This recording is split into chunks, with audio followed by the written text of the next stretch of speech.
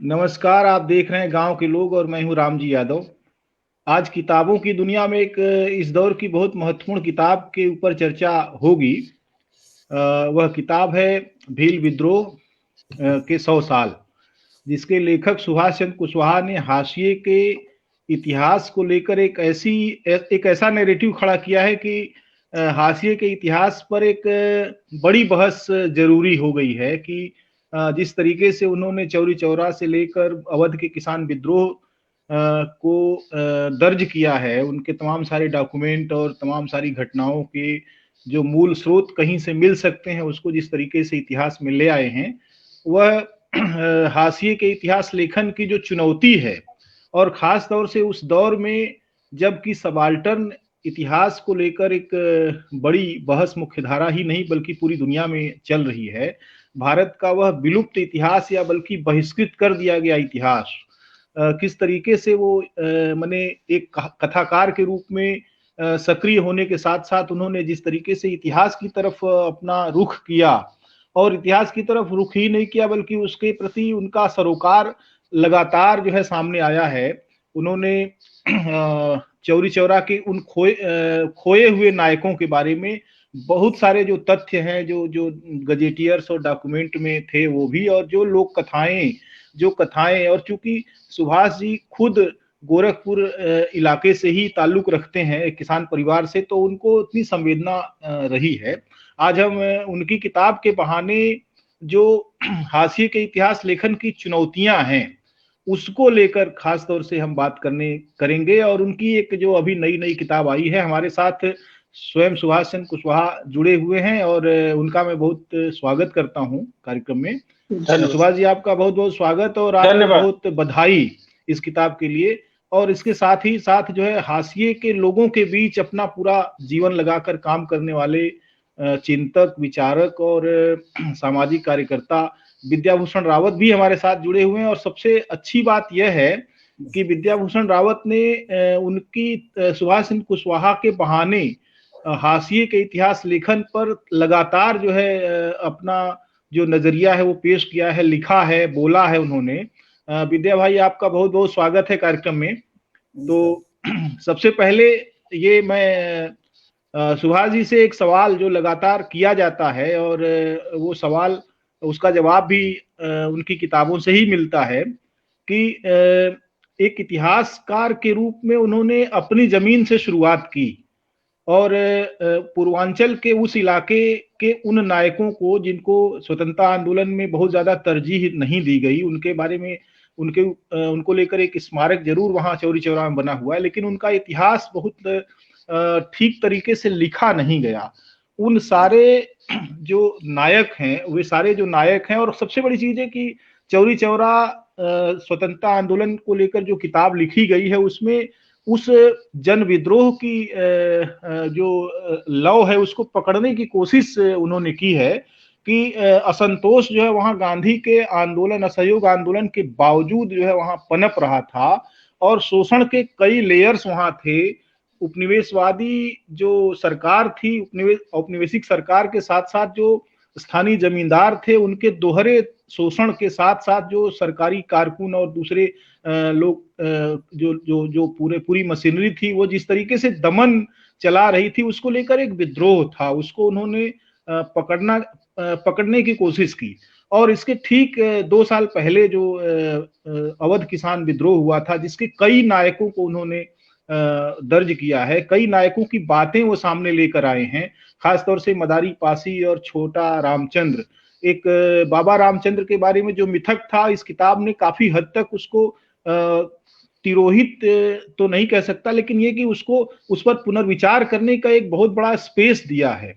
और उसके साथ साथ देखिए कि एक उन्होंने लगातार जो है देखा कि हमारे जो नायक हो सकते हैं, खासतौर से मध्यकाल के महान नायक कबीर को लेकर एक किताब, कबीर है कि मरते नहीं, किसी भी सूरत में कबीर को लेकर इतनी सारी जो दुर्भिसंधियां हैं, इसके बावजूद कबीर का जो महात्म्य है, कबीर की जो ताकत है वो बढ़ती है, कबीर की जरूरत लगातार बनी हुई है।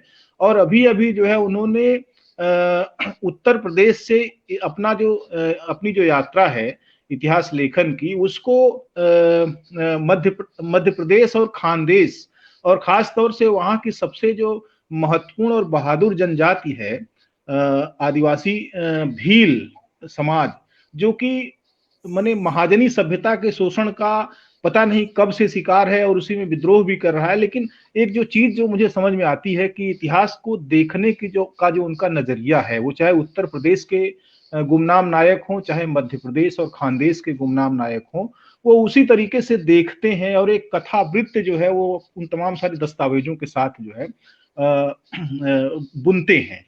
और वो निश्चित रूप से हमारे सामने कई तरह के घटाटोप जो बने हुए हैं। तात्या भील जैसा एक महान नायक जो है, जिसने न केवल विद्रोह किया बल्कि बराबरी का एक उसका बड़ा संघर्ष था, और उसने औपनिवेशिक सत्ता के साथ भी उसकी टक्कर होती रही, और वो एक किंवदंती के रूप में टांटिया मामा के तौर पर समादृत है।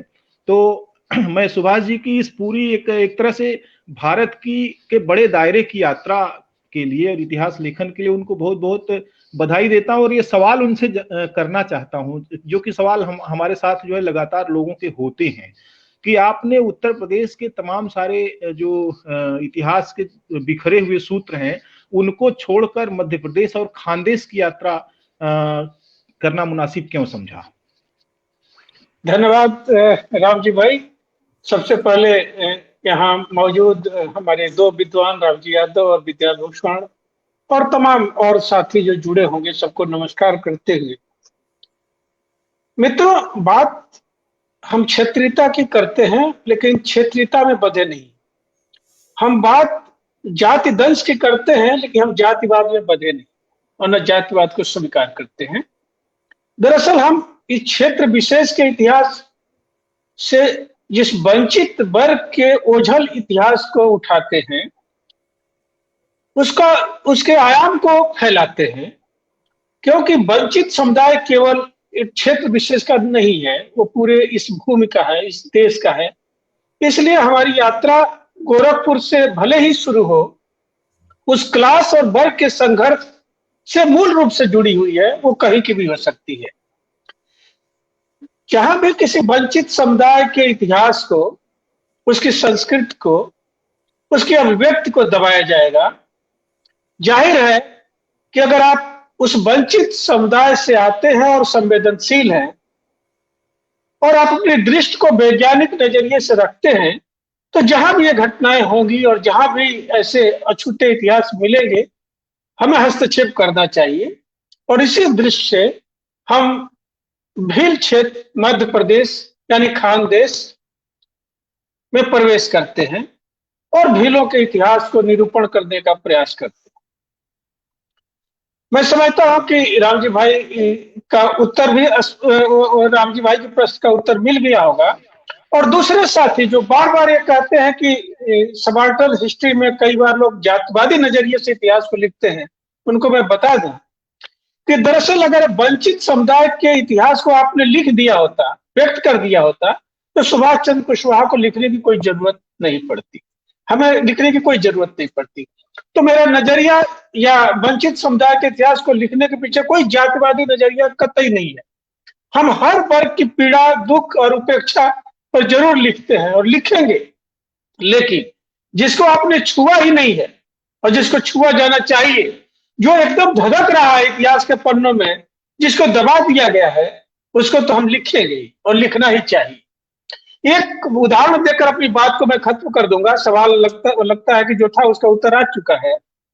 आज ही इंडियन एक्सप्रेस को आपने देखा होगा कि जिस फातिमा शेख का चित्र मौजूद है, अब तक क्या भारत के इतिहासकारों को वो चित्र को प्रकाशित नहीं करना चाहिए था? उस फातिमा शेख को, जो सावित्रीबाई फुले के साथ मौजूद है, जो उनके संघर्षों में मौजूद है, उनके शिक्षा में सहयोगी है, जो शरण देती है फुले दंपत को, आपने उस पर क्या काम किया?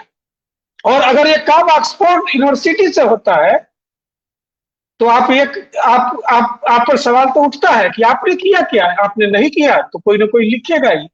बस उसी दृश्य से इस यात्रा को मैं उत्तर प्रदेश से मध्य प्रदेश तक ले गया हूं। धन्यवाद।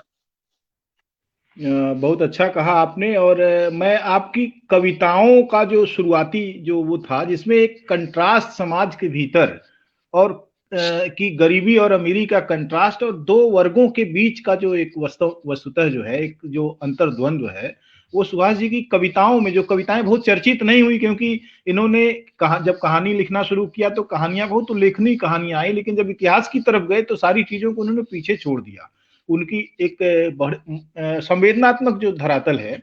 और अब मैं विद्या भाई की तरफ आना चाहता हूं। विद्या भाई ने उनकी लगभग सभी किताबों को नोटिस किया और उस पर लिखा उन्होंने। मैं जानना चाहता हूं कि उत्तर प्रदेश में चौरी चौरा वाले जो सुभाष चंद्र कुशवाहा हैं और भील विद्रोह वाले जो सुभाष चंद्र कुशवाहा, उनके बीच की जो पूरी यात्रा है उसमें क्या फर्क हो या क्या गुणात्मक विकास देखते हैं विद्या भाई? नहीं, देखिए चौरी चौरा वाला, क्योंकि वो तो सुभाष जी के क्षेत्र का ही सवाल है। बहुत पॉपुलर सवाल था चौरी चौरा जो है, जिसे बोलना चाहिए। और मैंने जब चौरी चौरा को देखा था तो क्योंकि मैं भी उस पे मतलब वहां गया और इस क्षेत्र में काफी घूमा, और जब मैंने कुछ चीजें देखी तो मुझे लगा कि इसमें काफी जो घालमेल है, जो चौरी चौरा का जो जिस तरह से गांधी का पूरा वो किया जाता है। और क्योंकि मैं फूले अम्बेडकर पेरियार को शुरू से ही पढ़ रहा हूँ, मैं उसी धारा से निकला हुआ हूँ। अगर उस सेंस में, अगर साहित्य के सेंस में देखें तो मैं उसको शुरू से जानने की कोशिश कर रहा हूँ। और ये एक मेरा विषय रहा है बहुत पुराना, क्योंकि मैं जहाँ भी गया ओरल हिस्ट्री को मैंने कोशिश किया लोगों से मिल करके बात करके। और एक चीज आती है कि जो दलित आदिवासियों में खास करके ये है कि भाई उनके हिस्ट्री को, जैसे सुभाष जी बोल रहे हैं, कि बिल्कुल दबा के किनारे खत्म करने की कोशिश की गई। तो जिस जमाने में मैं एक 90s के एंड में मैं अयोध्या में बहुत काम किया, और उस वक्त में जो था अयोध्या के जो मजार थे, जो दरगाहें थी, बहुत सी चीजों में मैं लगातार ग्राउंड में जा के नोटिस कर रहा था। और मैंने काउंट किए कितने हैं वहां पर, बहुत सारे तो अब गायब हो चुके होंगे, लेकिन बड़ी ऐतिहासिक थी। और उसी दौरान में जो है वो मैं प्रतापगढ़ आता हूँ, उसके इलाके जो आसपास के हैं, अम्बेडकर नगर है।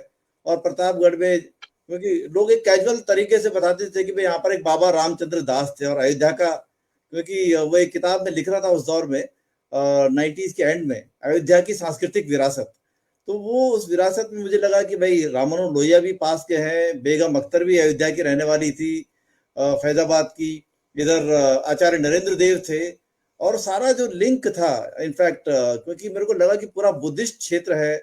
और तब जब बातचीत करते करते वहां पर एक लाइब्रेरी थी, वहां पर किसी ने कहा कि अगर आप इतना लिख रहे हैं तो आपको ये किसान आंदोलन का पता है अयोध्या का? तो मैंने कहा मुझे तो कोई खास उस समय जानकारी नहीं थी। तो उन्होंने कहा कि जब आप प्रतापगढ़ जाएंगे, इधर जाएंगे, तो आपको पता चलेगा कितना बड़ा आंदोलन है। और तब जब प्रतापगढ़ में गया तो लोगों ने कहा कि बाबा रामचंद्र दास का, उतना वो कैजुअल लोगों को उतना जानकारी नहीं थी। बहुत सारे, एक प्रोफेसर साहब थे, उन्होंने बताया कि अपनी अपनी उस तरीके से, लेकिन उनका ये कहना था कि सारा इन्फॉर्मेशन मेरे पास ही है और मुझसे लोग चुरा के ले गए इधर उधर। उस दौर में जब मैं, क्योंकि शाहिद अमीन और ये सब लोगों ने लिखा था, तो मैंने जब पूर्वांचल का फिर पढ़ना शुरू किया महात्म, तो वो गांधी का महात्म ज्यादा था और हिस्ट्री कम थी, जो पूरा पूरा हिस्ट्री टेक्स्ट बुक में। और मैंने देखा कि गांधी के नाम पे उन्होंने पूरा लिखा कि भाई जादू टोना लोग करते थे, लोगों को कर्ज करते थे एक दूसरे को। तो जब सुभाष जी का किताब आया तो मुझे बहुत सारी चीजें, मतलब उससे आंख खोल देने वाली थी वो चीजें। क्योंकि उस वक्त वो जो क्योंकि चौरी चौरा में जिस इलाके में वो है वहां पर मैं जाता रहता हूँ, कुछ लोग हमारे मित्र लोग भी हैं, लेकिन उनके पास कोई जानकारी नहीं होती थी। और वो भी बात सही है कि गांव में चले जाएंगे तो अब कईयों के पास, तो अब जिनके परिवार के रिश्तेदार भी होंगे तो वो भी उतना नहीं रखते हैं। तो ये जो उन्होंने खोद खोद के निकाला, और ये बहुत महत्वपूर्ण था, क्योंकि चौरी चौरा ने जो है वो गांधी को हीरो बनाया देश के अंदर। अगर आप देखें जब उन्होंने आंदोलन को खत्म किया, अब सवाल ये कि चौरी चौरा से जो जो चीजें थी, जो मांगे थी, वो कहाँ हुई? क्योंकि आप देखिए चौरी चौरा के बाद सुभाष जी की जो दूसरी किताब आई थी वो पूर्वांचल का किसान आंदोलन को लेकर था, अवध किसान आंदोलन को लेकर के भी थी, और वो बहुत बड़ी किताब है वो भी, जिसमें जो है बाबा रामचंद्र के मिथ को जो है उन्होंने सारा निकाला है, पर्दाफाश किया। क्योंकि वो भी एक कहानी थी वहां पर भी।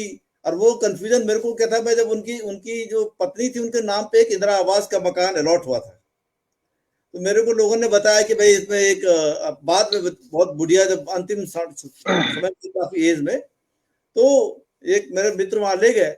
तो मैं ऐसी बात करते करते, और क्योंकि मैंने एक पदयात्रा की एक बार उत्तर प्रदेश की, और इन पूरे इलाकों में गया, तो वहां पर जहां पर बाबा रामचंद्र दास का मेमोरियल था, उसको जो है रामचंद्र दास के साथ साथ अब ठाकुर झिंगुरी सिंह का भी नाम उसमें जोड़ दिया गया। और वो राजनाथ सिंह जब शायद मुख्यमंत्री थे कुछ तो उस समय का वो है, और उनके रिश्तेदार हमको बताने लगे कि भाई ठाकुर साहब कितने बड़े थे, क्या था, वो सब चीजें कहानी। तो मैं वो सब चीजें देख रहा था पूरी कि किस तरह से जो है ये पूरी चीजों को जो है छुपाया भी जा रहा है, बदला भी जा रहा है। नाम लिखे गए हैं लेकिन वो भी प्रॉपरली अगर उस लिस्ट में नाम देखें तो ज्यादातर नाम जो थे, जो शहीद हुए, जो मरे, वो दलित और पिछड़ी जातियों के लोग ज्यादा थे। तो ये सब चीजें गायब करके जो है जब तक, क्योंकि इतिहासकार जैसे मैंने कहा कि उनकी पूरी किताबों में जो है मैं बहुत निराश था, इतने बड़े बड़े नाम हैं इतिहास के, लेकिन वो पूरा इतिहास जो है एक्चुअल में गांधी का महिमा मंडन के अलावा कुछ नहीं था। और उसमें जो असली चीजें आनी चाहिए थी वो ऐसा हो गया कि जो जिन लोगों ने संघर्ष किया, जिन लोगों की सवाल जो थे मूल सवाल, क्योंकि चौरी चौरा, अवध किसान और उसके बाद चंपारण से गांधी जो है पूरे भारत में किसानों के नेता भी बन जाते हैं। और इन तीनों जगह पर अगर आप आज भी चले जाए, मैं बोलता हूं कि जब हम इतिहास को काउंट करें या उस पर कुछ नैरेटिव बनाएं तो उसका कुछ ना कुछ लिंक आज से होना चाहिए। और उसकी सफलता असफलता को आज जब आप देखें तो पूर्वांचल में अभी भी फ्यूडलिज्म है, सामंतशाही है, थोड़ा थोड़ा तो ही है। दलितों की स्थिति बहुत खराब है, पिछली जातियों की भी स्थिति खराब है। चंपारण में आज भी आपको बॉन्डेड लेबर मिल जाएंगे आज भी, और वहां भी मूसर लोग भी शामिल थे। आप अगर उनकी पूरे जो आंदोलनों में जो आंदोलन चले वो किस प्रकार से बदल दिए गए, उनकी पूरी नैरेटिव बदल दिया गया, किन लोगों के वो हाथ में आ गए। जैसे पूर्वांचल का आंदोलन भी गांधी के कारण से जो है उसकी नेतृत्व जो है वो बड़ी एलीट क्लास लीडरशिप में आ गई। तो ये सारी चीजों को अगर आज भी देखें तो दलितों की, पिछड़ी जातियों की और किसानों की हालत पूर्वांचल, अवध में या चंपारण में वैसे की वैसी है, उससे खराब है। तो सवाल है कि आंदोलन का हुआ क्या। गांधी जी ने आंदोलन में हमेशा जो है वो डायरेक्शन बदल दी। भाई किसानों को जब किसान आंदोलन के हाथ में आ गया तो उन्होंने कहा कि अब आप जो है वो सफाई का अभियान करिए, अब आप हरिजन विद्यालय खोलिए, साफ सफाई रखिए, राम जी का रघुपति राघव करिए, ये सब हो गया। लेकिन जो उनके मूल सवाल थे जिनके कारण से ये, और एक सवाल में एक ये भी था कि सामंतशाही जमींदारी जो उस दौर में थी, टैक्स जो लगाते थे, क्योंकि जैसे बताया जाता है कि प्रतापगढ़ में इतने किस्म के टैक्स से, वो टैक्स के रिजीम थी। वो राजाओं ने, जो छोटे छोटे जमींदारों ने दुनिया भर का टैक्स, रेडियो ले आया, कोई घर पे, कोई घोड़े पे चढ़ गया, किसी की शादी का हो गया, तो दुनिया भर के थे और लोग उससे प्रताड़ित थे। और वो सबसे ज्यादा जो थे छोटे किसान और अपने दलित पिछड़े थे। लेकिन किसान कह के भी उन्होंने जो है वो शब्दों का इस्तेमाल नहीं किया कि भाई इसमें पिछड़ी जाति के किसान थे या दलित किसान थे, वो भी इतिहासकारों ने गायब किया। तो इसीलिए जो है जब सुभाष जी उसको लिखते हैं तो वो बहुत महत्वपूर्ण एक दस्तावेज बनता है। और दूसरी चीज जो जिसके लिए मैं उनकी और सराहना करता हूं वो इसलिए कि देखिए मैंने और भी देखे जो बहुजन साहित्यकार, अब साहित्यकार तो इतिहासकार नहीं हो सकता ना, एक मतलब एक अंतर तो है। अब साहित्य सुभाष जी दोनों है, उन पर वो कविता भी लिखते हैं और कहानी भी लिख रहे हैं और इतिहास भी लिख रहे हैं। लेकिन दरअसल जो है वो कविता लिखने को आप साहित्य नहीं बोल सकते। लेकिन हमारे देश के अंदर जो है सुभद्रा कुमारी चौहान ही असली साहित्य इतिहासकार है, क्योंकि उसी का झांसी की रानी का जो पूरा मिथ है वो सुभद्रा कुमारी चौहान को पढ़ के बनता है। बाकी अगर उस पर कोई एनालिसिस कर देगा तो उसके खिलाफ लोग लट लेके चले जाएंगे कि भाई आप गलत काम कर रहे हैं, आपको पता ही नहीं है। जैसे वो एक क्या नाम था, महाराणा प्रताप के ऊपर बना था, तो ऐसे ही मिथ जो है कविताओं से बने और उसमें इतिहास कम है। और जो ऑल्टरनेटिव इतिहास लिखने का प्रयास कर भी रहे थे तो उन्होंने भी इतिहास कम लिखा और पुराण ज्यादा लिखा, जिसमें तथ्य कम है, जिसमें एक आपके जैसे सुभाष जी गए हैं, उन्होंने आर्काइव्स देखी है, इंटरनेशनल आर्काइव्स गए, बड़ी बड़ी लाइब्रेरी छानी, तो वो एक बहुत महत्वपूर्ण पार्ट है। और दूसरा जाना लोगों के पास जा करके, क्योंकि ये दोनों नहीं होगा तो फिर जो है वो बाबा रामदेव की कहानी होगी, जो आजकल वो बदल गया। वो इतिहास जो हमारे तरफ से जो अल्टरनेटिव की बात हम कर रहे हैं, वैकल्पिक इतिहास की, वो सब कहानी में बदल गया है और वो बहुत खतरनाक है।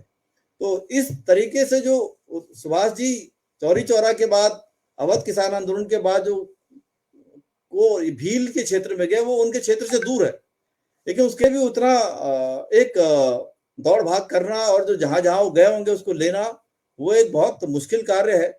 और मैंने इसीलिए लिखा कि अभी जो अगर नए लोग साहित्य ये इतिहास में आना चाहते हैं, खास करके जो आदिवासियों का, दलितों का, पिछड़ों का योगदान को लेके, तो उनके लिए जो है सुभाष जी ने एक बहुत बड़ा वो रखा है, जिसे बोलना चाहिए कि एक लाइन रख दी है कि आप इससे शुरू करेंगे तब आप जा सकते हैं।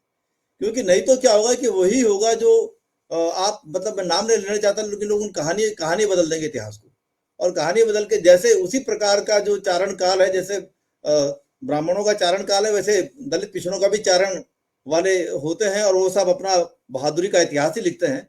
क्योंकि इतिहास बहादुरी का या इसका नहीं होता, इतिहास जैसी घटना घटी है वो लिखना जरूरी है। लेकिन इतिहास को, क्योंकि इतिहास के जरिए आज अपना वर्तमान और भविष्य की राजनीति तय हो रही है, इसलिए सबको इतिहास की जरूरत है, और इसीलिए उसको बहुत जो है अच्छा, हाँ बहुत अच्छा आपने कहा विद्या भाई। एक चीज मुझे, मैं उस पर आना चाहता हूँ। एक आग तो है दलित पिछड़ों के बीच में इस बात को लेकर कि उनका अपना सामाजिक राजनीतिक इतिहास लिखा जाए, और उसके साथ साथ अर्थव्यवस्था में जो उनका योगदान है उस पर भी शिद्दत से चर्चा हो। अब जिन इतिहास के हिस्सों को सुभाष जी ने लिया, जैसे अवध किसान विद्रोह में एका आंदोलन का जिक्र तो है, कपिल कुमार के यहाँ भी है, महेंद्र प्रताप के यहाँ भी, और कई कतिपय इतिहासकारों के यहाँ है, लेकिन वो उसके नायकों का बहुत गहराई से वो विश्लेषण नहीं करते हैं, और चीजें किस तरीके से इतिहास का वो जो एक विराट जो है वो स्वरूप बना। आप देखिए मदारी पासी के एका आंदोलन में वो तमाम सारी चीजें की, एक बड़ा हरदोई से लेकर सीतापुर के बीच में, और पूरा का पूरा अवध क्षेत्र जो है उस समय एकता के सूत्र में बंधा।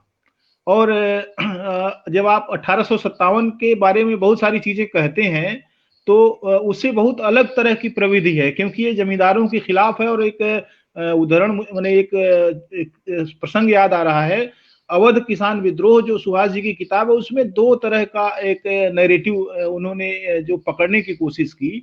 एक जो है, जिन जमींदारियों के संरक्षक अंग्रेज सरकार थी, उनके जब पर्यवेक्षक आते थे देखने, तो कांग्रेस से पर्यवेक्षक आते थे, और जिन जमींदारियों के जो कांग्रेस के सपोर्टर जमींदार थे, उनके यहाँ से जब वो जाते थे तो शोषण का जो तमाम सारा जो स्वरूप था और जो दमन की का चित्र था उसको गायब कर देते थे। वो कहते थे कि बहुत अच्छा चल रहा है, और वो स्वतंत्रता आंदोलन की एक वहाँ एक आग भी जल रही है, लोग जो है चाहते हैं कि कांग्रेस आगे बढ़े और देश को आजादी दिलाए, लेकिन कौन सी आजादी, कैसी आजादी, नहीं। लेकिन वही पर्यवेक्षक जो है जब उन जो है जमींदारों के इलाके में जाते थे जो कांग्रेस के सपोर्टर नहीं थे, तो वहां दमन के बहुत रोंगटे खड़े कर देने वाला चित्र खींचते थे। ये बहुत अच्छा मैंने अध्याय है सुभाष जी का। तो मैं ये जानना चाहता हूं कि एका आंदोलन से जुड़े उन चरित्रों के पूरे वृत्त को जिस तरीके से उन्होंने पकड़ा, पहले तो इकट्ठा करना, फिर उसको पछोरना जिसको कहते हैं देशज भाषा में, उसको संयोजित करना, वो क्या प्रक्रिया थी, कैसे उन्होंने उसको पकड़ने की कोशिश की, उनके अंतर्विरोधों को कैसे समझा पकड़ा, इस पर जरूरी तौर पर जो है मैं चाहूंगा कि वे प्रकाश डालें सुभाष जी। धन्यवाद राम जी भाई, आपका आदेश है तो डालूंगा। लेकिन किताब अगर भील विद्रोह पर बात कर रहे हैं तो बात अवध के किसान विद्रोह पर केंद्रित हो रही है। फिलहाल मैं आपके प्रश्न का उत्तर मैं संक्षेप में दे देता हूं। इतिहासकारों को और पाठकों को इस बात को गंभीरता से लेना चाहिए और पड़ताल करनी चाहिए कि मदारी पासी जी पर जो टिप्पणी और जो आलेख कपिल जी लिखते हैं, या एच.एम. सिद्दीकी लिखते हैं, या और कोई इतिहासकार जो पहले लिखा है, और अवध के किसान विद्रोह में जो मैं प्रस्तुत कर रहा हूं, उसमें मूल अंतर क्या है, मैं उसका सूत्र दे रहा हूं, और फिर से पाठक और हमारे शोधार्थी इस पर विचार करें। मदारी पासी के बारे में जो कुछ भी कहा गया है मेरी अवध के किसान विद्रोह के पूर्व में, उसका कोई लिखित दस्तावेज, ब्रिटिश दस्तावेज मौजूद नहीं। ये मैं चुनौती देकर कह रहा हूं। अवध के किसान विद्रोह में पहली बार मदारी पासी के बारे में छपी हुई ब्रिटिश तत्कालीन अखबारों को प्रस्तुत किया गया है, और तब हमारे सामने एक दस्तावेज उपलब्ध होता है, ब्रिटिश दस्तावेज, जो ये सिद्ध करता है कि हाँ मदारी पासी थे। और उनका क्या इतिहास है, उनका क्या संघर्ष था, उन्होंने किस तरह के आंदोलन चलाए। 4 ब्रिटिश अखबारों को मैंने उस किताब में छापा है, 2 तो पूरे अखबार के समाचार को प्रस्तुत किया। आपको जानकर ताज्जुब होगा कि जब मैंने चारों अखबारों को पहली बार लाया, नाम नहीं लूंगा, एक उपन्यासकार ने फौरन मदारी पासी पर कुछ लिख दिया और लिखा कि 2 अखबारों में मदारी पासी का नाम आया हुआ है। तो मैंने उसको फोन किया कि भाई साहब, ये अखबार का नाम जो आपने दिया है ये कहां से लिया था, जरा उसका परिचय बता दीजिए। तो मेरा नाम सुनते ही वो समझ गया, क्योंकि वो मेरी किताब से वो लिए गए थे। और हमने कहा आपने केवल 2 किताब लिखा है, 2 अखबार का नाम लिखा है, मैंने तो 4 अखबारों का जिक्र किया है और चारों अखबारों का लिंक मैं आपको दे रहा हूं जहां से लिया हूं। तब उन्होंने कहा कि हाँ हाँ भाई साहब, वो आप ही की किताब से लिया था। तो हमने कहा आपको लिखना चाहिए था ना कि अखबार की ये कटिंग आपको कहां से मिली। ये दुर्भाग्य है हमारे देश में कि हम नकल बहुत जल्दी उतार लेते हैं।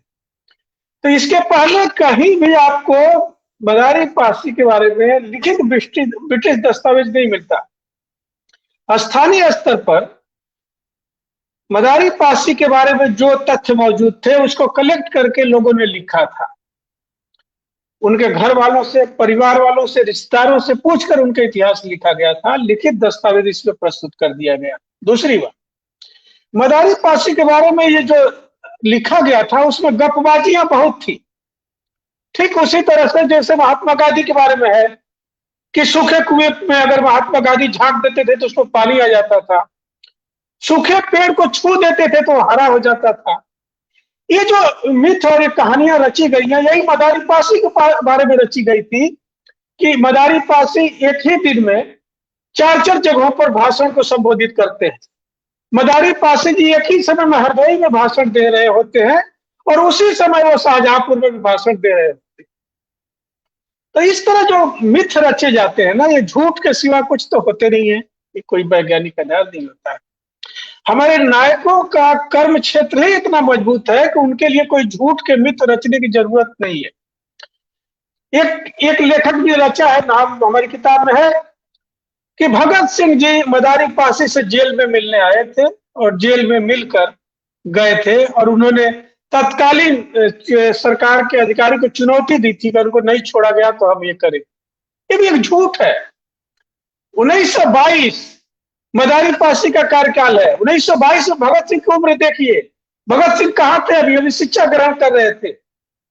तथ्यों को रखते समय हमें बहुत सावधानी बरतने की जरूरत है और इस तरह की गपबाजियों से हमारा इतिहास, वंचित इतिहास और सतही लिया जाता है। तो तथ्य जो है उसी तरह बात किया जाना चाहिए।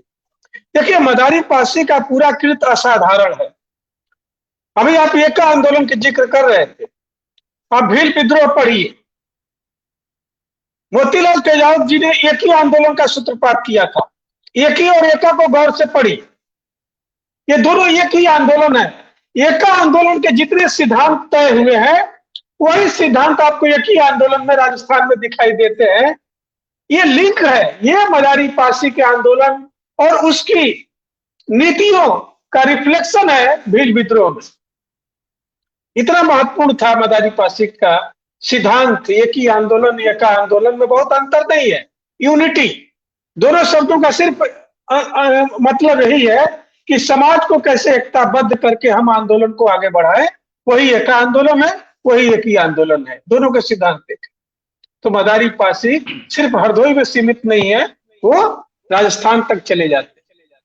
सूत्र मिल गया है और इस सूत्र पर आगे अब बात होना। पहले एक और सवाल आपसे मैं करना चाहूंगा कि जब एक ही आंदोलन और एका आंदोलन और उसके तमाम सारे सिद्धांतों की एकात्मकता आपने देखी, तो किस प्रकार से, जैसे भीलों की समस्या आज भी जस की तस बनी हुई है, अभी मध्य प्रदेश की राजनीति में उनका जो पूरा उनका समावेशन है और उनके जो सवाल हैं, उनके रहवास के सवाल, शिक्षा का सवाल, जस का तस बना हुआ, बहुत पिछड़ा हुआ समाज है और बहुत ही ज्यादा दुर्दमनीय शोषण का शिकार वो समाज है।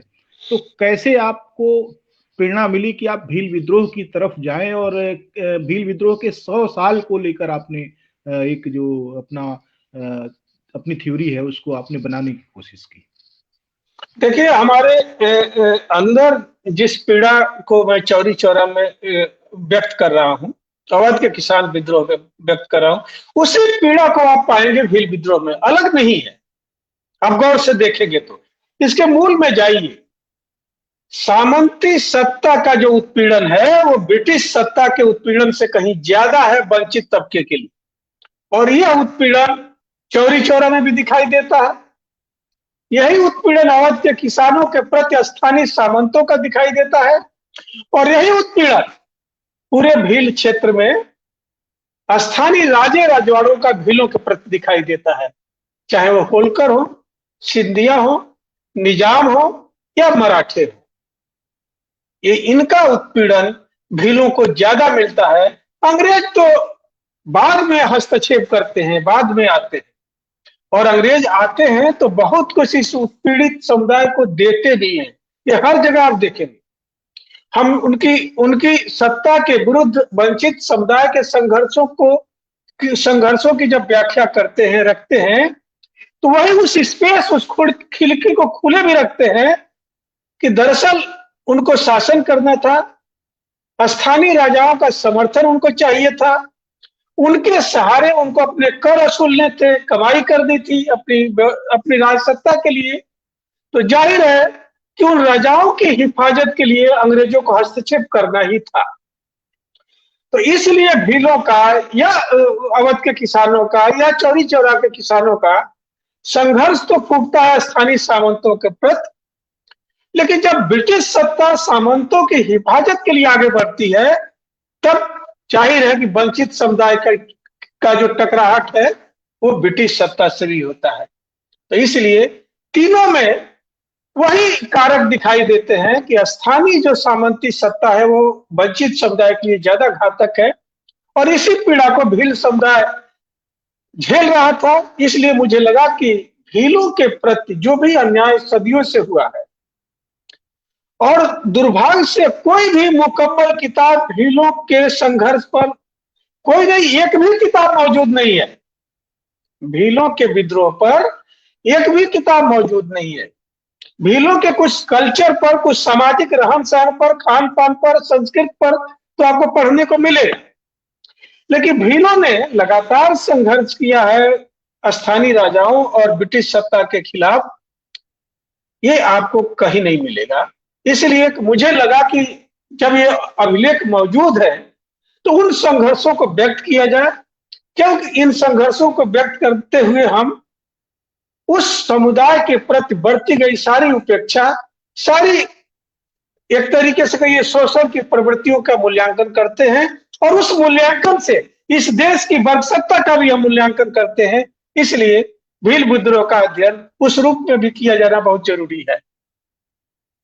विद्या भाई, एक ये बहुत अच्छा प्रसंग छिड़ा है, और उस प्रसंग में मैं एक बात बताऊं कि भील विद्रोह ही नहीं बल्कि तमाम सारे आदिवासी जो विद्रोह हुए हैं उनको समेटते हुए पांचजन्य ने अपने दृष्टिकोण से, जैसा आप जानते हैं आरएसएस का तो अपना दृष्टिकोण होता है, हिंदूवादी दृष्टिकोण, उन्होंने वीर बनवासी अंक मुझे लगता है शायद 85 के आसपास उन्होंने छापा था, और वह अंक मेरे पास काफी समय पहले तक था। तो पहली बार मैंने टांटिया भील का नाम उसी से सुना, और मुझे ये बाद में समझ में आया कि उन्होंने जिस तरीके से टांटिया भील को चित्रित किया वो क्या था कि वो एक महान वीर था और वो हिंदुओं को बचाने के लिए संघर्ष किया, जबकि सुभाष चंद्र कुशवाहा उस पूरी मैंने उसके पूरे प्रसंग को किस तरीके से कि स्थानीय जमींदारों ने भीलों के कत्लेआम में कैसी बड़ी क्रूर भूमिकाएं उनकी रही हैं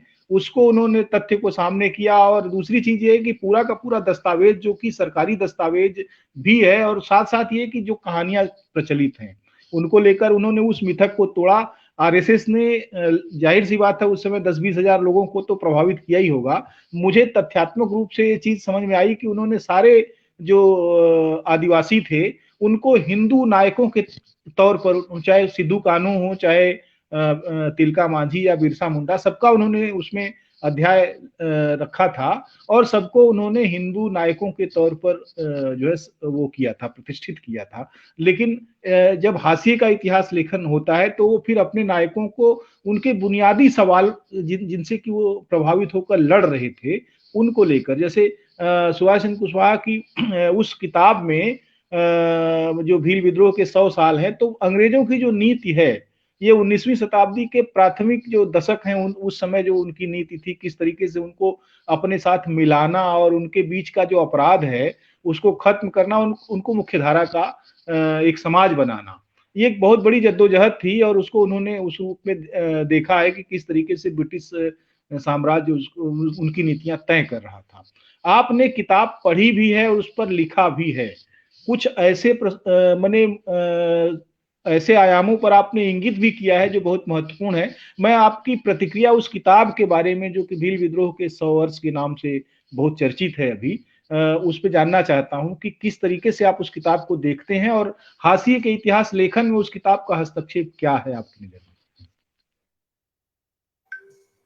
नहीं, मैंने तो जैसे अभी मैं थोड़ी देर पहले एक अपने मित्र से गुजरात में बात कर रहा था और मैंने इसकी जानकारी दी, क्योंकि वो मित्र मुझे जो है करीबन 5-7 साल पहले एक भील क्षेत्र में ले गए थे।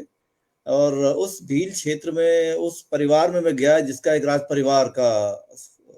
परिवार फैमिली थी, और जो आज भी अपनी ऑटोनॉमी को जो है बरकरार रखना चाहता है।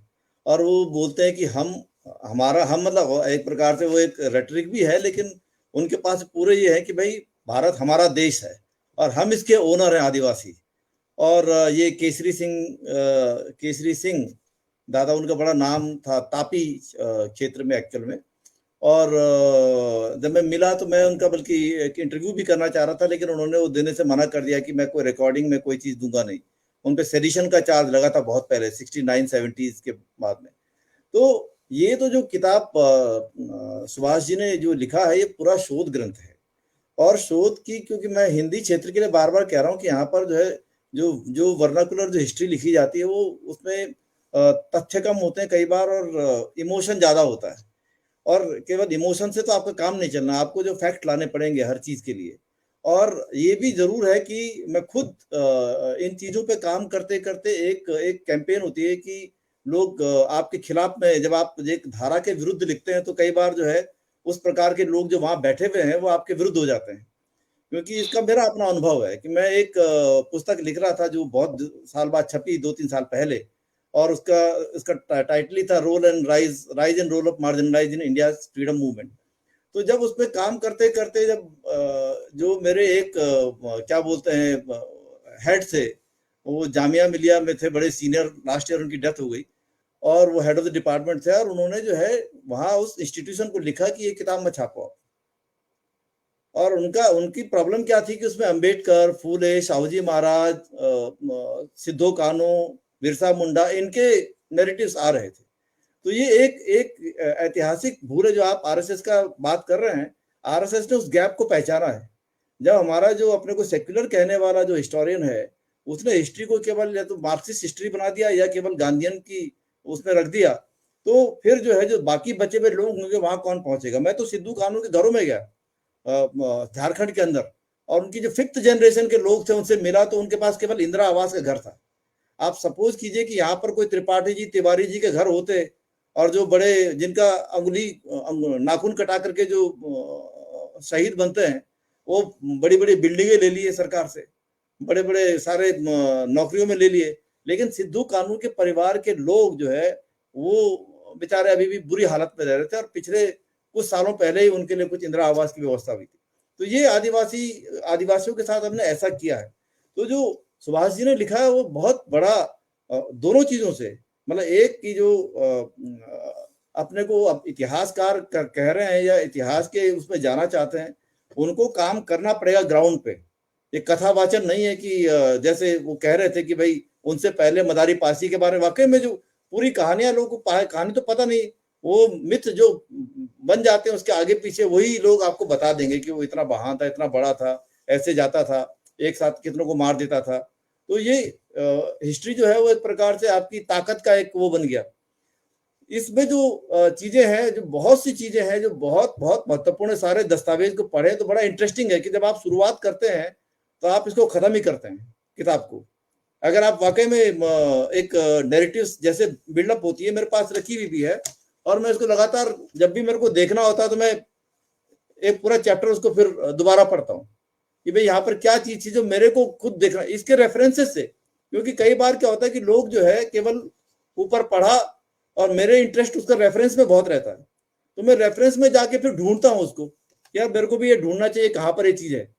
उन्हीं के रेफरेंस से मैं कई नए रेफरेंस निकाला, और कई नए रेफरेंस निकाल करके जो कुछ ऐसे लाइब्रेरीज हैं जहां से आप निकाल सकते हैं, कुछ चीजें आपको कोई हेल्प हो जाती है, तो उससे काफी इंटरेस्टिंग डॉक्यूमेंटेशन होता है। जो देखिए कॉलोनाइजेशन का एक फायदा हुआ, जो आप हम उनकी निंदा भी करते हैं ब्रिटिश की, लेकिन मैं जिस क्षेत्र से आता हूं, से गढ़वाल से, उत्तराखंड से, हमारा उत्तराखंड जो है वो नेपाल के अंतर्गत था, नेपाली राजाओं के अंतर्गत है।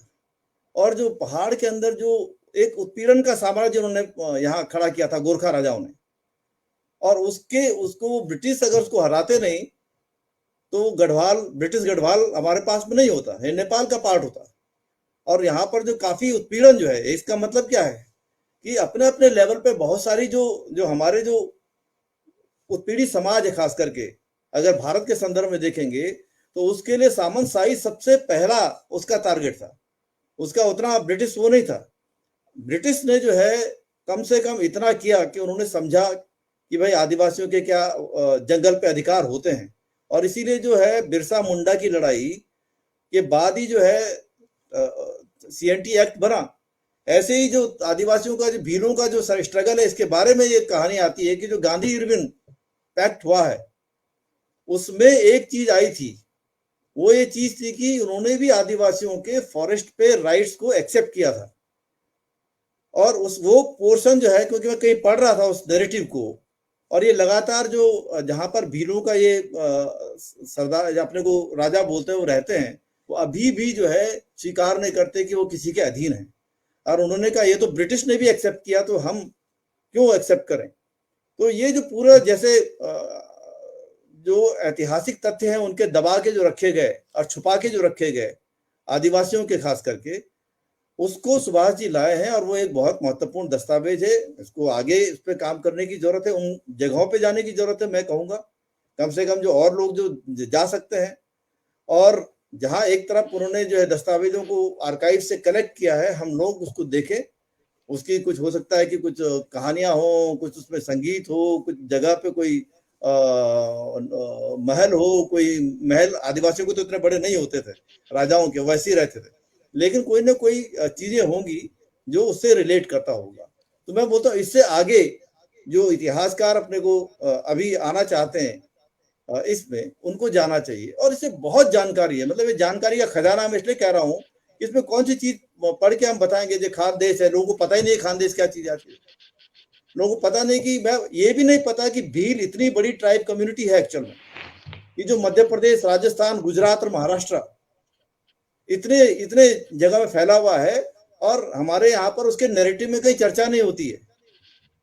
अभी कुछ समय पहले जो क्या नाम है, मैं नाम भूल रहा हूं, उनका जयंती था, भील जिनका जिक्र, आंदोलन का जिक्र इसमें है, गोविंद राव या किनका उनका जिक्र है। तो उनकी जयंती में किसी ने एक मैसेज भेजा था कि साहब उनका आज ये है।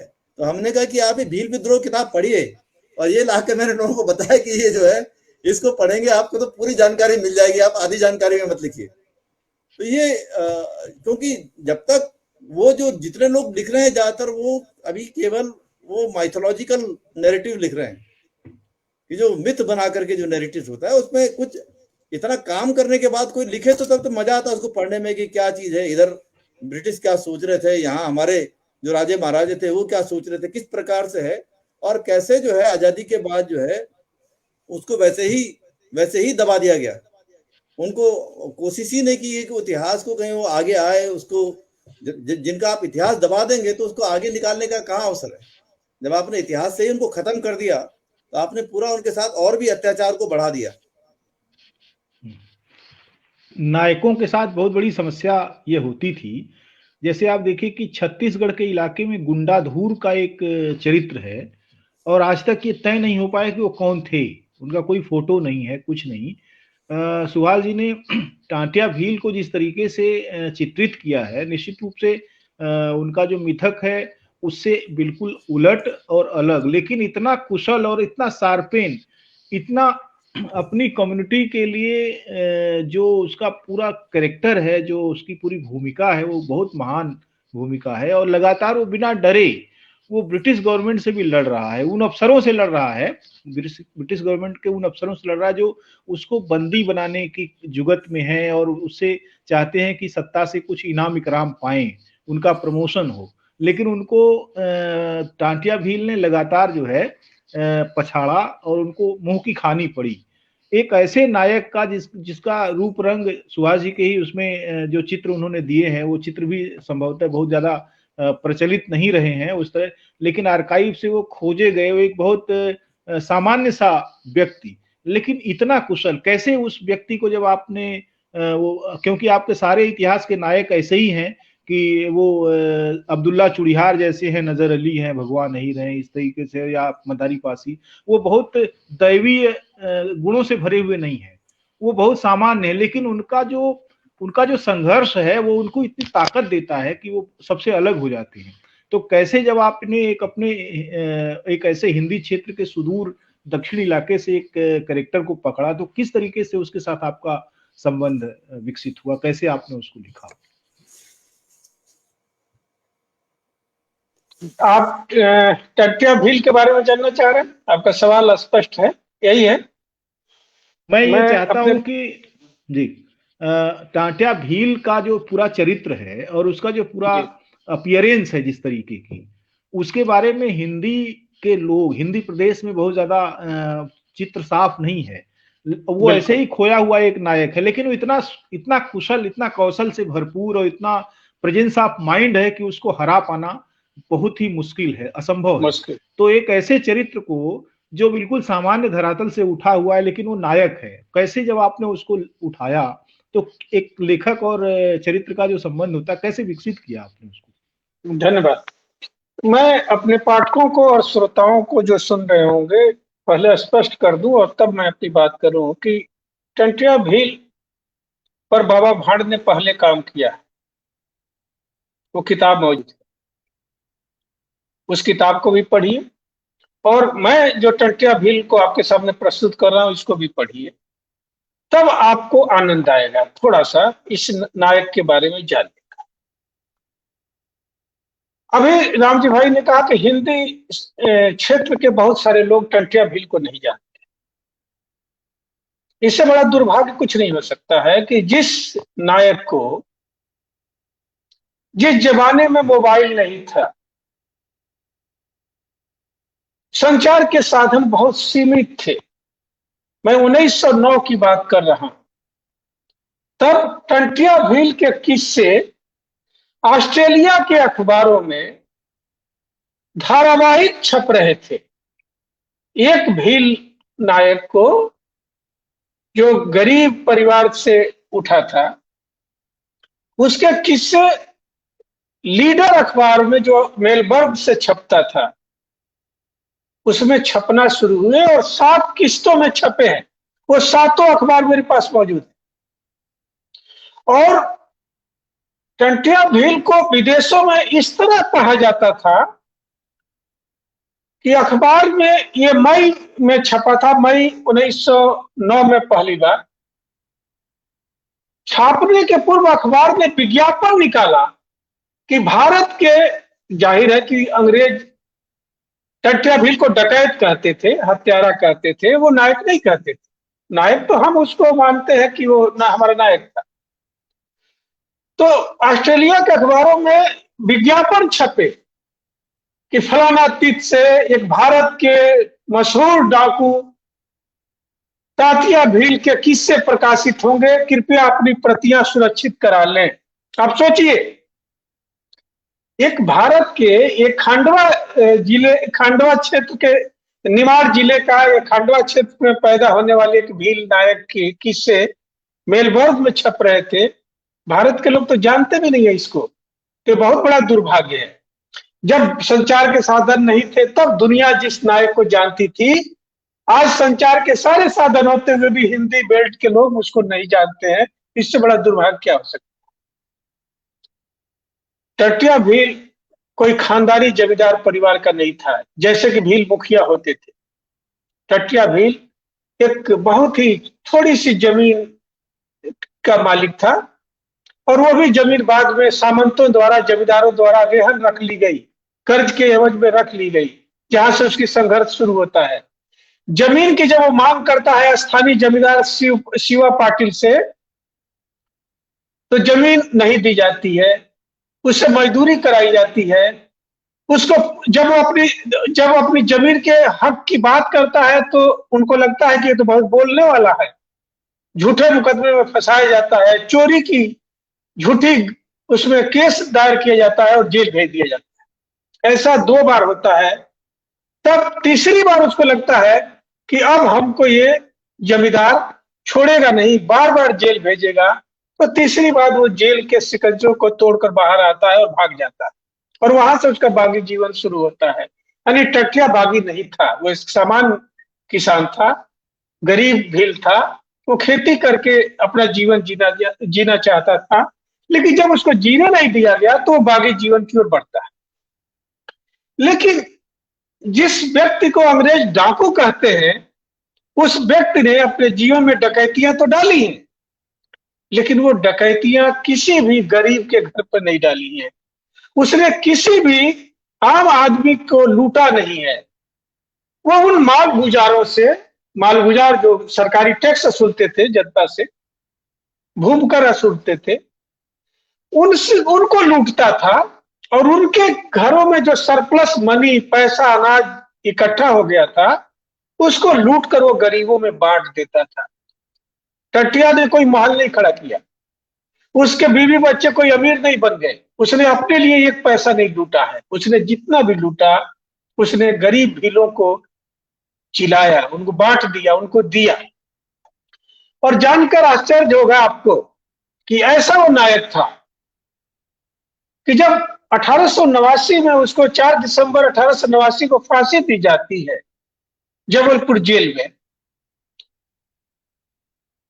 तो उसी दिन, अगले दिन जो अखबार छपता है, उसमें एक अंग्रेज अफसर लिखता है कि हमने उसको फांसी पर तो चढ़ा दिया, लेकिन वो फांसी का हकदार नहीं था।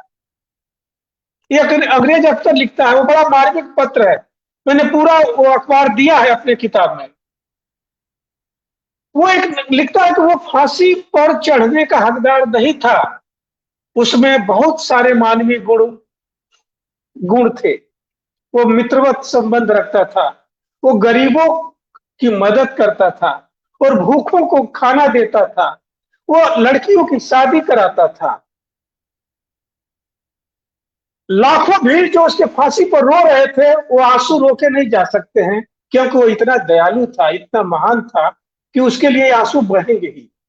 इसलिए वो फांसी से कम का हकदार था। ये अंग्रेज अफसर लिख रहा है। अब सोचिए, जो सत्ता उसको फांसी पर झुला रही है, वो भी मान रही है कि ये बड़ा असाधारण व्यक्ति है, बड़ा दयालु व्यक्ति है। इसलिए टटिया भील को समझने के लिए थोड़ा हमें और अंदर जाना पड़ेगा, और केवल वही आपको जो लिखा अब तक गया था उससे काम नहीं चलेगा। क्योंकि आप देखिएगा कि अभी तक टटिया भील 11 वर्षों तक ब्रिटिश सत्ता को छकाता रहा। रंगून से सेना के अफसर बुलाए गए गिरफ्तार करने के लिए, भारतीय अफसर जब थक गए तो यूरोपियन अफसर को लगाया गया। 400 सैनिक निरंतर चलते थे साथ टटिया भील को गिरफ्तार करने के लिए, उसको ढूंढने के लिए। इसके अलावा होलकर स्टेट की पुलिस अलग रहती थी, ब्रिटिश पुलिस तो रहती ही थी, सेना रहती थी। अलग से टटिया भील के खिलाफ अभियान चलाने के लिए डिप्टी कमिश्नर के नेतृत्व में अलग से पूरा एक सैन्य बल गठन किया गया था। इसके बावजूद भी 11 वर्षों तक एक गरीब भील को पकड़ा नहीं गया। क्यों? इस पर इतिहासकारों ने लिखा ही नहीं कि टटिया भील को संरक्षण कौन दे रहा था। अंग्रेजों के सारी खुफिया एजेंसियां पता नहीं कर पाती थी कि वो कहां है, और वह एक दिन में जहां वो चोरी करता था या डकैती डालता था, ठीक अगले दिन वो 80 मील दूर जाकर चोरी करता था। कोई रेलगाड़ी से नहीं जाता था, पैदल जाता था, घोड़ अपना दौड़ता था। आप कल्पना करेंगे एक दिन में 60 मील चलने का उसका वो रिकॉर्ड मौजूद है। तो टंटिया भील को समझने के लिए कि उसको संरक्षण कौन देता है, खेमा नायक के बारे में बहुत कहीं चर्चा ही नहीं है, बहुत या कहीं चर्चा ही नहीं। खेमा नायक को मैं इस किताब में पहली बार लाया हूं और प्रमाण के साथ लाया हूं कि खेमा नायक दरअसल आदिवासी था और मूलतः हैदराबाद में के रहने वाला था, मनुष्य खानदान के लोग थे। उसके पिता हैदराबाद से माइग्रेट करके मध्य प्रदेश में आए थे। एक बहुत बड़ा बंजारा टाइप का वो जो पशुचारण करने वाला जो भील होता है उस समुदाय से रहने वाला था। उसके पास 1000 जानवर थे। होलकर स्टेट ने उसको टैक्स वसूलने का अधिकार दे रखा था जंगलों में, और होलकर का एक तरीके से कह सकते हैं कर्मचारी भी था।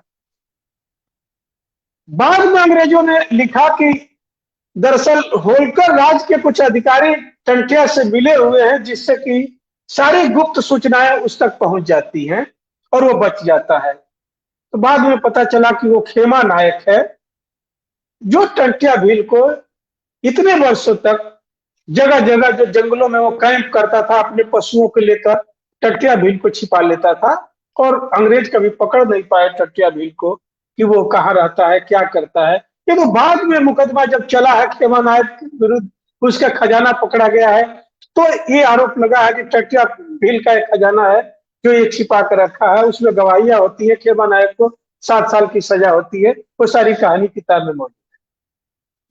तो मैं अपने पाठकों से कहना चाहता था कि एक भील समुदाय का एक नायक जो सबसे पहले सर्वहारा वर्ग की हिफाजत करता है और अपने चरित्र में वो पहला समाजवादी व्यवस्था को अपने राज्य में भील क्षेत्र में लागू करता है कि जो जमींदारों के पास जो संपत्ति है उसको लूट लो और गरीबों को बांट दो, क्योंकि ऐसे तो मिलने वाली नहीं। 1884 की घटना बताओ। 84-85 में जब सूखा पड़ा है भील क्षेत्र में, तो टंटिया भील था जो ट्रेन को लूट लेता था। जिस ट्रेन पर गल्ले चलते थे, अनाज चलता धोया जाता था, उसको लूट लेता था। ट्रेन पर चढ़कर भीलों को लेकर चढ़ जाता था। आपको एक किस्सा मिलेगा इस किताब में अंत में कि कैसे रात में वो ट्रेन पर चढ़कर और ट्रेन को पूरा खाली कर दिया और बोरियों को जंगल में गिराते थे और भील समुदाय उन्हीं बोरियों से जिंदा रहा। जो सूखा जो पड़ा 2 साल 3 साल खाया। ये टंटिया भील ने पूरे मध्य प्रदेश के भीलों को जिंदा रखा है, इसलिए भील समुदाय के लिए वो बड़ा नायक था।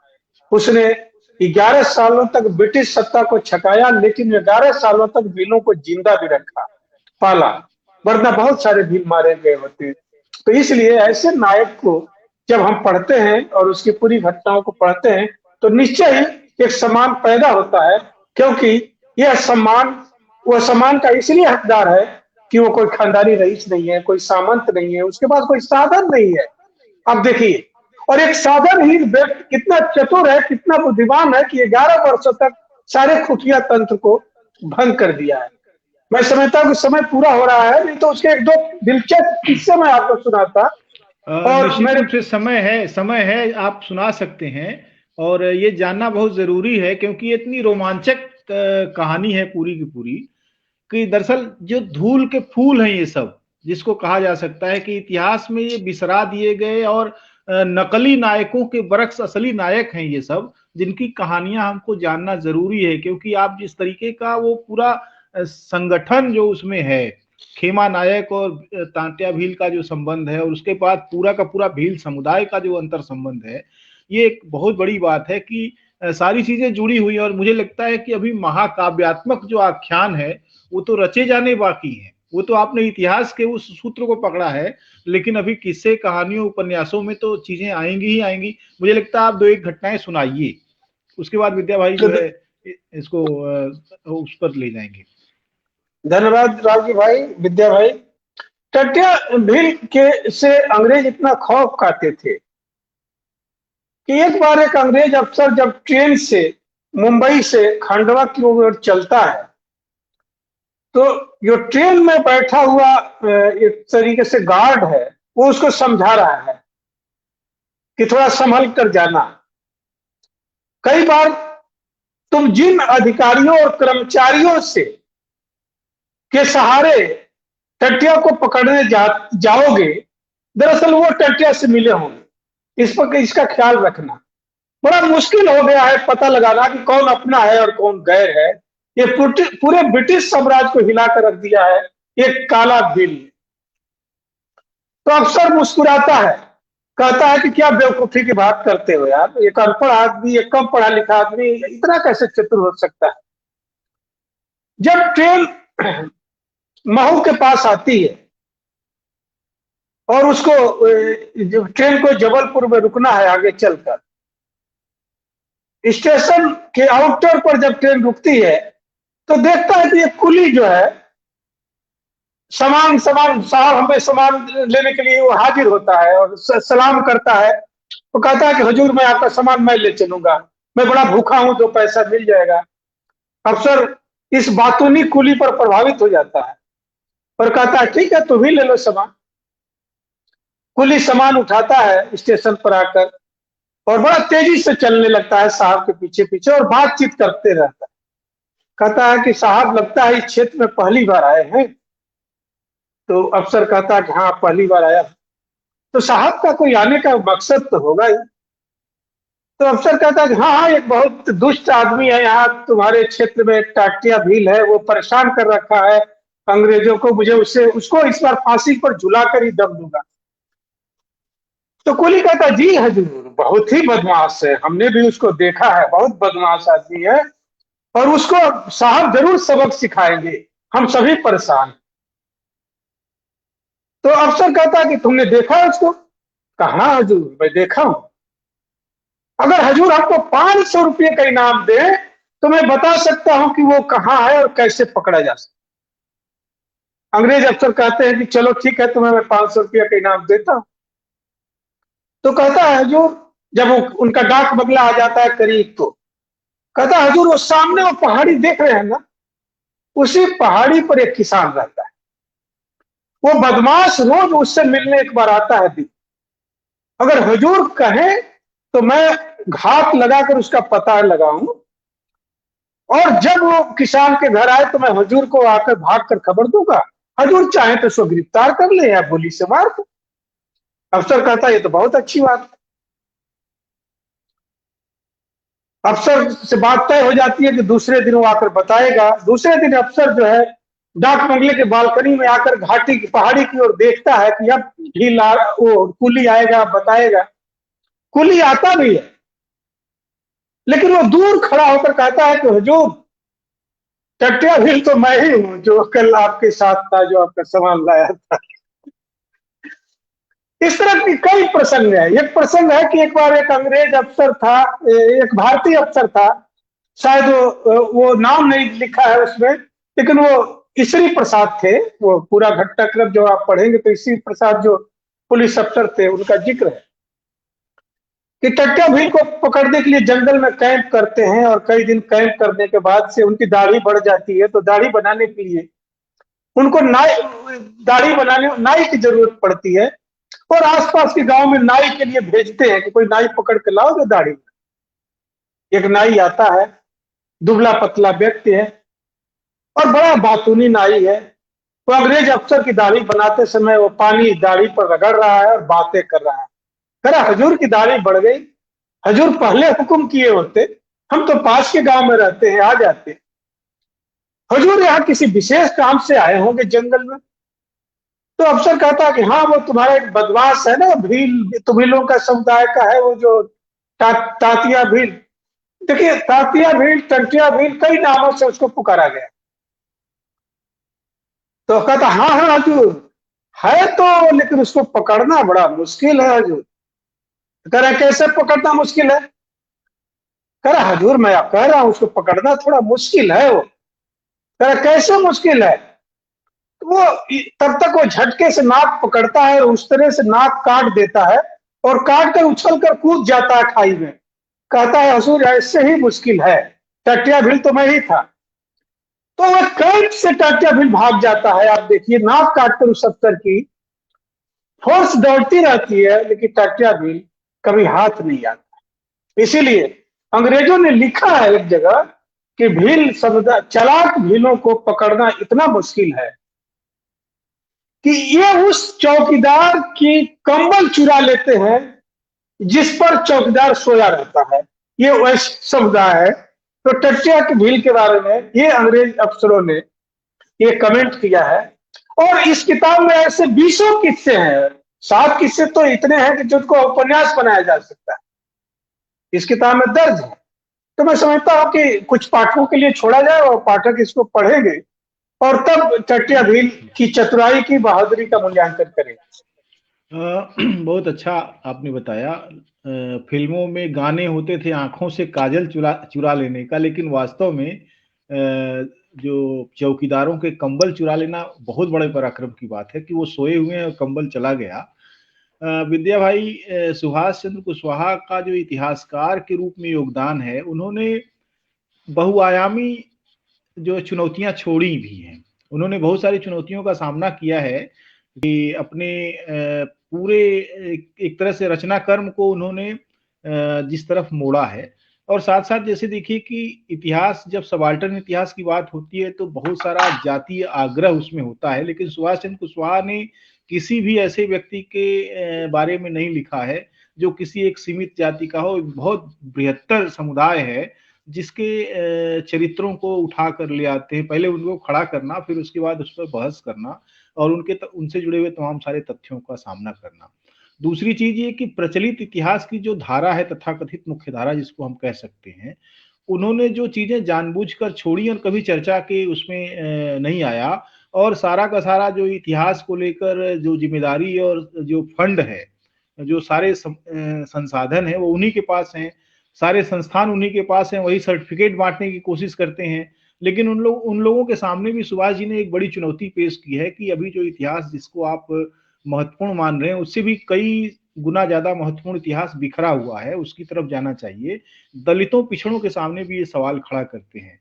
आज जब हम सवाल ये करते हैं कि जो हाशिए का इतिहास है उसके सामने जो कठिनाइयां हैं, उससे कैसे उससे निपटा जाए, कैसे उसको आगे बढ़ाया जाए, क्योंकि सुभाष चंद्र कुशवाहा जब अपना इतिहास लेखन कर रहे हैं तो एक परंपरा भी विकसित करते चल रहे हैं भी, और ये बहुत बड़ी जिम्मेदारी है। समकालीन इतिहास जो लेखक हैं और इतिहास में दिलचस्पी रखने वाले अध्येता हैं और इतिहासकार भी, वे उस परंपरा को आगे बढ़ाएं। किस तरीके से आप इस पूरे योगदान को और इस पूरे उपक्रम को कैसे आप देखते हैं? देखिए, जो इतिहास का सवाल है भारत में, उसको अगर आप मुख्य तरह 3 या 4 वैचारिकी की तरफ देखिए। एक तरफ जो है जो गांधीवादी अपने को कहते हैं और मार्क्सवादी, वो दोनों सवर्ण इतिहासकार हैं ज्यादातर। अच्छा, और दूसरी तरफ जो उसके काउंटर में जो नैरेटिव डेवलप करने का जिनके पास जिम्मा था, वो अपने को अम्बेडकरवादी बोल सकते हैं। अब हुआ ये है, इसमें सबसे बड़ी समस्या यहाँ पर आई कि जो अम्बेडकरवादी एलिमेंट खड़ा हुआ, वो मुख्यतः कभी भी अपने को एसोसिएट नहीं कर पाया इस आंदोलन से। समझ रहे ना? उनको लगता है कि भारत का जो स्वाधीनता का आंदोलन है गांधीवादियों का है और ये सब जो है इससे हमारा कोई मतलब नहीं है, और अंग्रेज तो हमारे एक प्रकार से जैसे दोस्त की तरफ है, एक समझ के लोग आ रहे हैं। तो वो एक बहुत बड़ी गलत धारणा का उसमें शिकार हुआ है कि जो उस नैरेटिव में उसने कहीं ये देखा नहीं। मैंने लोगों को ये बोला, जो उसको मैंने काफी विश्लेषित भी किया, कि अगर भारतीय स्वाधीनता संग्राम का हिस्ट्री का गांधी ने अगर उसका नेतृत्व किया है, आप उससे तो इनकार नहीं कर सकते हैं, लेकिन उस आंदोलन में कितने लोग थे, कितनी बड़ी संख्या में दलित पिछड़े थे, और ये चौरी चौरा से ही सीधे सीधे आगे आता है। और इसके अलावा जो है जितना भी विद्रोह भारत के अंदर हुआ है, और आप समझ लीजिए कि हम 1857 को लोग बोलते हैं कि पहला स्वाधीनता संग्राम, जो कि उससे पहले तो आदिवासियों ने कर दिया था रिवोल्ट, सिद्धो कान्हू ब्रदर्स ने कर दिया था, उड़ीसा में हो गया था ये पूरा आपका। अगर आप जो सुभाष जी ने जो पूरा लिखा है विद्रोह पूरा भीलों का, वो क्यों राष्ट्रीय विद्रोह है? तो क्या है कि क्योंकि हमने उन तथ्यों को कभी लिया नहीं, क्योंकि आदिवासियों के, दलितों के, पिछड़ों के जो मुख्य सवाल थे वो जमींदारी से थे, वो जाति प्रथा से थे, जिससे जो है इतिहासकार उसको अगर सवालों को एड्रेस करते तो शायद वो अपने ही तथाकथित जो स्वर्णिम एक समाज की जिसकी परिकल्पना वो करते थे, उसकी पोल खोलते। तो कहीं ना कहीं उनकी अपनी पोजीशन कमजोर होती उस चीज को लेकर के। तो ये चुनौती है कि जो अब अम्बेडकरवादी कह रहे हैं या जो अपने को बहुजन समाज का इतिहासकार कहना चाहते हैं, उन लोगों को ये ट्रेस आउट करना पड़ेगा कि स्वाधीनता संग्राम का आंदोलन केवल ये कांग्रेस का आंदोलन नहीं था अकेला। और दूसरी चीज, अगर कांग्रेस का था भी तो इसमें बहुत बड़ी संख्या में दलित, पिछड़े, आदिवासी शामिल थे। तो उनको, क्योंकि क्या हुआ है कि अभी भी जो दूसरी जो समस्या है कि पूरे इतिहास जो है वो 3 4 5 लोगों के इर्द गिर्द घूम रहा है सबका। अगर बड़े लोगों को देखेंगे तो वो गांधी जी के अलावा या नेहरू जी के अलावा कोई चर्चा न करते। और दलितों में भी वो समस्या आ गई है कि वो जो है बाबा साहब अम्बेडकर के इर्द गिर्द ही पूरा सब घूम जाता है सब कुछ, या ज्योतिबा फुले थोड़ा बहुत हो गया, या पेरियार हो गया। तो जबकि एक इतिहास का हर जगह क्षेत्रीयता के सवाल थे। अब ये इसलिए कह रहा हूं कि सारे लोग जो है अभी जो पूरा लिख रहे हैं वो बाबा साहब के ऊपर इतना लिखा जा चुका है, इतना उनका उससे लिखा जा रहा है, फूले के ऊपर भी अभी आ रहा है। लेकिन उसके अलावा लोग, क्योंकि जो सुभाष जी ने किया उस पर थोड़ा आपको दौड़ना भागना पड़ेगा, थोड़ा टटोलना पड़ेगा आपको। सारे के सारे 25 फाइलें सरकार ने लाके नहीं दी हुई कि बाबा साहब के तो ग्रंथ अब आ गए ना, पूरे के पूरे अवेलेबल हैं, हालांकि वो भी बहुत इंपॉर्टेंट है। लेकिन उसपे भी लोग जो है उनको जाकर के और चीजों में उधर उधर जाके ढूंढने की कोई कोशिश और नहीं कर रहा है। तो ये जो एक सुविधा का हो गया चीजें कि आसानी से जो उपलब्ध है उसी को करना है और जाना नहीं है। और उसपे भी क्योंकि बहुजन समाज भी बहुत विस्तृत है, तो इसमें जिस समाज का बुद्धिजीवी निकला है वो अपने ही समाज की कहानी लिख रहा है। तो इसलिए जो है ये महत्वपूर्ण हो जाता है। सुभाष जी से कह रहे हैं उनके तथ्य में कहीं पर जातिवादी नहीं है, ये बिल्कुल भी कहीं उनके लेखन में शुरू से लेकर के और पूरे इतिहास है पूरा प्रोफेशनल दृष्टि से लिखा गया है, और वो होना भी चाहिए। अगर मैं कुछ डॉक्टर अम्बेडकर के ऊपर लिख रहा हूं तो वो प्रोफेशनल ही होना चाहिए। उसमें ये नहीं होना चाहिए कि ठीक है हमारी एक निष्ठा है, एक व्यक्तिगत निष्ठाएं होती हैं, लेकिन जब आप अपने तथ्यों को कलेक्ट करें तो पूरा एक उसका सोर्स, उसकी पूरी जानकारी, उसको तथ्य कलेक्ट करें, वो ज्यादा अच्छा होगा। लेकिन अभी क्या हो रहा है कि हमारे यहाँ कथाकार ज्यादा हो रहे हैं, इतिहासकार कम है। इतिहासकारों की जरूरत है, कथाकार इतिहासकार नहीं होते। तो ये बहुत मैं कहना चाहता हूँ। और सुभाष जी ने जिस मेहनत से बहुत ये आर्काइव को एक्सेस करना बहुत बड़ी बात होती है। लोग जा नहीं पाते, लोगों को पता नहीं, क्योंकि जाएंगे तभी जब आपको कुछ जानकारी होगी। तो ये चीजें जो है, क्योंकि बहुत बहुत चीजें हैं, बहुत चीजों पे भी कुछ हुआ नहीं है काम, और उन पे जाने की जरूरत है। लेकिन उसके लिए वही जरूरत है कि जो नए लोग हैं, जो इस चीज में जिनकी इंटरेस्ट है, उनको मेहनत करने की भी जरूरत है, पढ़ने की भी जरूरत है। क्योंकि अगर आप वही 2 4 5 लिखों को पढ़ रहे हैं तो फिर सोशल मीडिया के जरिए आप पढ़ रहे हैं तो फिर नहीं होने वाला। किताबें पढ़ने की जरूरत है, किताबों को कम करके मत आके, बहुत इंफॉर्मेशन बहुत है। और अगर हम गजेटियर्स भी निकाल के पढ़ रहे हैं, मैं तो मतलब एक चीज आपको कहना चाह रहा हूं कि मैंने पिछले कुछ समय को मैं कुछ लिख रहा था, एक पुस्तक पे काम कर रहा हूँ हिमालय के ऊपर, और आप समझ लीजिए मैंने पूरे हिमालयन गजेटियर देखिए, इतनी रिमार्केबल इंफॉर्मेशन है। ब्रिटिश जो वहाँ कलेक्टर्स आए, जो यहाँ डीएम, मतलब डीएम तो उस जमाने में नहीं होते, कलेक्टर्स ही होते थे, जो उन्होंने लिखा है, अरे एक एक चीज की जानकारी, मतलब वो रिमार्केबल है। तो वो हर जगह पे है।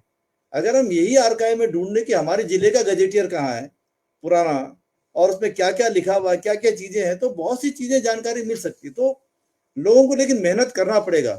सारा का सारा जो है, ये जो सुभाष जी कह रहे हैं बिल्कुल सही बात है कि लेखों को उठा करके चिपका देने की जो आदत है वो बहुत ज्यादा है, और उस पर आप किसी को क्रेडिट भी नहीं दे रहे हैं कि उन्होंने लिखा हुआ है। तो इससे बड़ी शर्मनाक बात नहीं हो सकती, और उससे आप कभी आगे निकल नहीं सकते। चोरी करके कोई और कट पेस्ट करके कोई कभी ना तो लेखक बन सकता है ना इतिहासकार बन सकता है। तो ये तो सभी मित्रों को देखना पड़ेगा कि जाना चाहिए। जैसे पूरा अवध किसान आंदोलन को वो अवध से आगे ले गए, डेफिनेटली जो है आप सीतापुर और उससे आगे निकल गए, मदारी पासी को ढूंढते ढूंढते, या खानदेश को ढूंढते ढूंढते इतने जगह पहुंच गए। तो ये एक बहुत बड़ी बात है, और इसके लिए पैशन भी चाहिए, आपके अंदर एक जज्बा, एक जुनून जो है वो होने की जरूरत है। और ये बहुत बहुत जरूरी कि जो समुदाय अपना आज इतिहास नहीं ढूंढ पाएंगे तो उनका भविष्य भी बहुत मुश्किल है। क्योंकि इतिहास से हम सीखते हैं, और उसकी उसकी गलतियों से, उससे जो भी हमारे वो निकलते हैं, उस पे भविष्य का निर्माण करते हैं।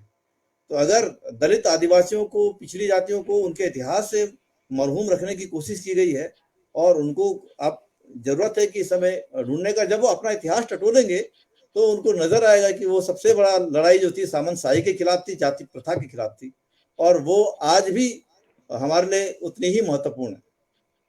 तो मैं बहुत बहुत समझता हूँ कि धन्यवाद इस विद्या लिहाज भाई। से भी उनका लेखन बहुत महत्वपूर्ण है, और उनके लेखन से जो नए साहित्यकार हैं, हम सब लोग जो है उनको प्रेरणा मिलती है, और औरों को भी लेना चाहिए कि हम मेहनत करें, क्योंकि उन्होंने तो बहुत अपना काम भी करते रहे, नौकरी भी करते रहे और दौड़ते भी रहे। तो एक बहुत बड़ी उपलब्धि है, बहुत बड़ी बात है।